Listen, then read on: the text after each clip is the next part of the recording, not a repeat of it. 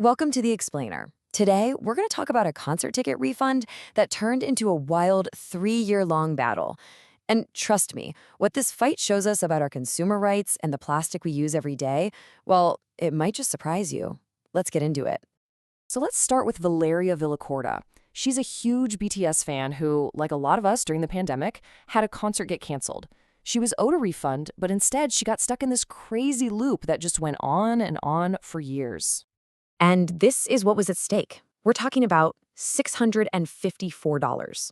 Money that Ticketmaster swore they had sent, but that just never showed up in her bank account.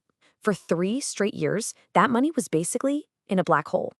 All right, so how on earth does a simple refund for a canceled show spiral into a 3-year nightmare? To get that, we really need to dig into the details of what happened to Valeria. It was really a perfect storm of bad luck. First, the show gets canceled, totally normal for that time. Second, she paid with a debit card. And then, here's the kicker. The specific card she used for the purchase was lost and canceled before the refund ever got sent. And that right there, that's where everything went sideways. So what happened next wasn't a quick fix. Nope. It was more like getting completely lost in a bureaucratic maze with 2 giant companies just pointing fingers at each other, seemingly unable to solve the problem. And just look at this timeline. The pace is, well, it's just agonizing. The concert gets canceled in 2020. A full year later, the refund is supposedly sent, but to a card that doesn't even exist anymore.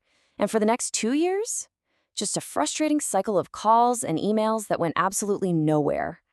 And this is where she got completely stuck. Ticketmaster would say, hey, we did our part. We sent it. Here's your reference number. But then Bank of America would come back and say, that number is totally useless to us. Besides, you missed the 60-day window to even file a dispute. She was caught right in the middle, and nobody was taking responsibility. So this is the question that really cracks this whole thing open. Why was this so hard? I mean, the bank's excuse about that 60-day rule, it turns out that was kind of a red herring. The real problem was something way more fundamental about the kind of card she used.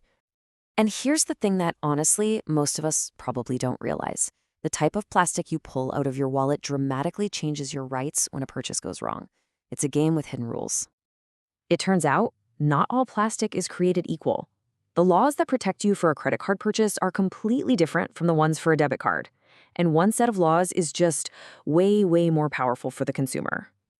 Okay, so here's the critical difference. Credit cards, they're covered by a law called the Fair Credit Billing Act, or FCBA, which gives you really strong protections. But Valeria's debit card, that falls under a totally different law, the Electronic Fund Transfer Act, or EFTA, and its rules are much stricter, much more time-sensitive, and frankly, a lot harder on the consumer. This law, the FDFDA, was really designed to protect you from things like someone stealing your card and draining your account. But for disputes like Valeria's, it puts a really heavy burden on you, the consumer, to act incredibly fast and follow a very specific process to protect money that's already gone from your account.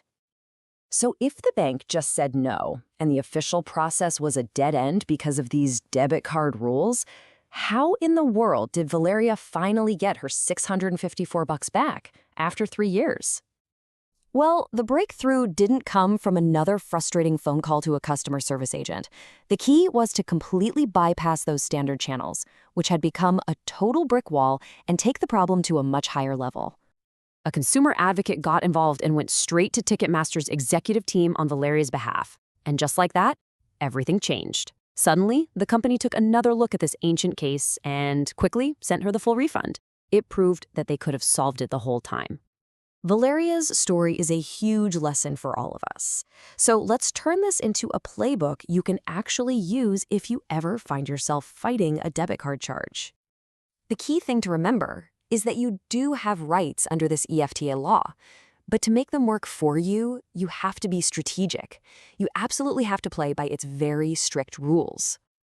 Okay, there are 4 essential steps. First up, you have got to act fast. That clock starts ticking the second there's a problem. Second, put it in writing. A phone call is fine to start, but a formal letter creates a paper trail the bank has to take seriously.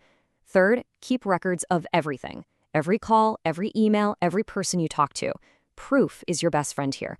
And finally, be persistent. Banks have a set time to investigate, so know what that window is and follow up the day it's over. And here's a perfect illustration of why acting fast is so important. Look at this. If you report a problem within 2 business days, the most you can lose is $50. Wait a little longer, and that jumps to $500.